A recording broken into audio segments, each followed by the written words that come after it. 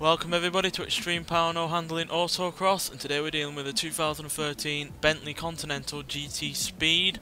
Now this has a 1055 horsepower, 899 pounds-feet of torque from a 6.3 litre twin turbocharged W12 engine, and the car itself weighs 5,083 pounds. It's got all-wheel drive and you can do 0 to 60 in 3.005 seconds, 0 to 100 in 6 seconds, and it goes on to a top speed of 252 miles an hour. So yeah, the previous vehicle was that Tesla, which was also a heavyweight and had all-wheel drive, but this car does weigh a little bit more than that, and yeah, maybe it's not as good in terms of handling because it does have that extra weight, but apparently according to the stats it does have better handling than the Tesla. It's also got more power, and yeah, it's obviously a bit more conventional in terms of its propulsion being a normal engine rather than an electric and electric motors and batteries. So yeah, I've no idea how this is going to do because, like I said, it is quite heavy, but then again, plenty of the SUVs have been heavy and they've gone pretty fast in some cases. So yeah, let's see what it can do.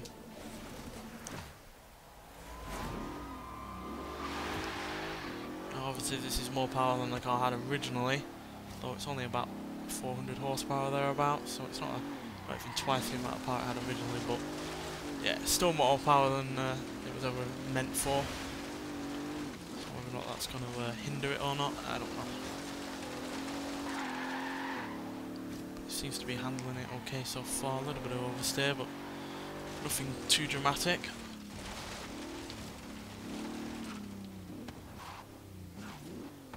Whoa, did not like that bump there. That's weird, that was. Never had a car jump that violently before.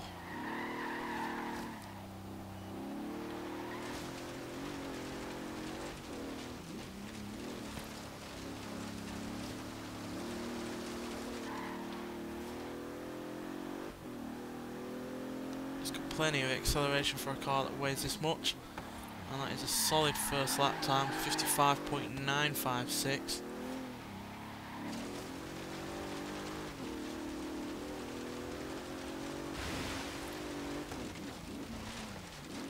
Now this car does actually weigh a little bit less than it did originally.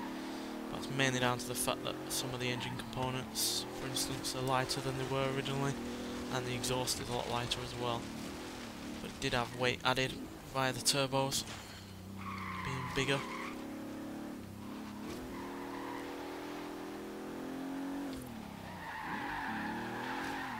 So it's still a heavy car, but a little bit lighter than it was, but £5,000 plus is still really rather heavy for a car in this series. Then again, that Tesla wasn't all that much lighter, and that's a second place car currently, so maybe this will be even better. It's a decent time now, 54.721 seconds.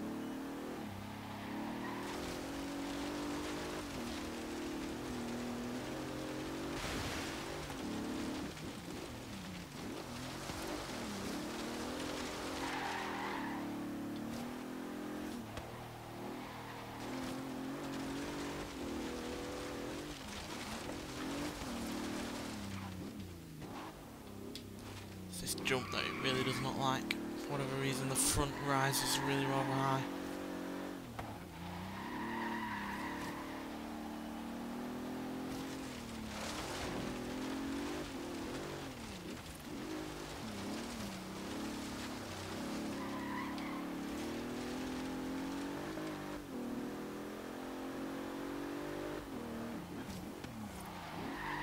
No improvement that time, unfortunately, so a couple more laps to try and get towards the top of the leaderboard.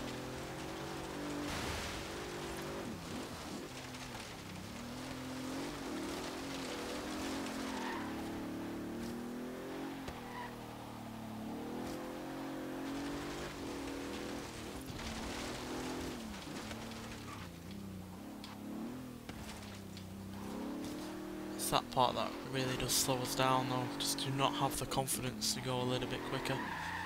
It's because of how the car reacts when it lands. Which, when picking this car, was not something I was expecting.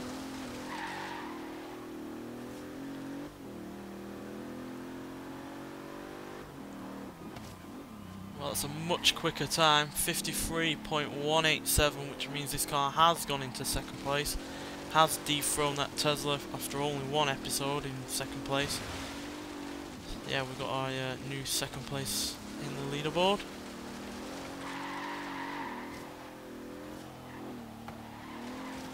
Let's see if we can get any better out of that time.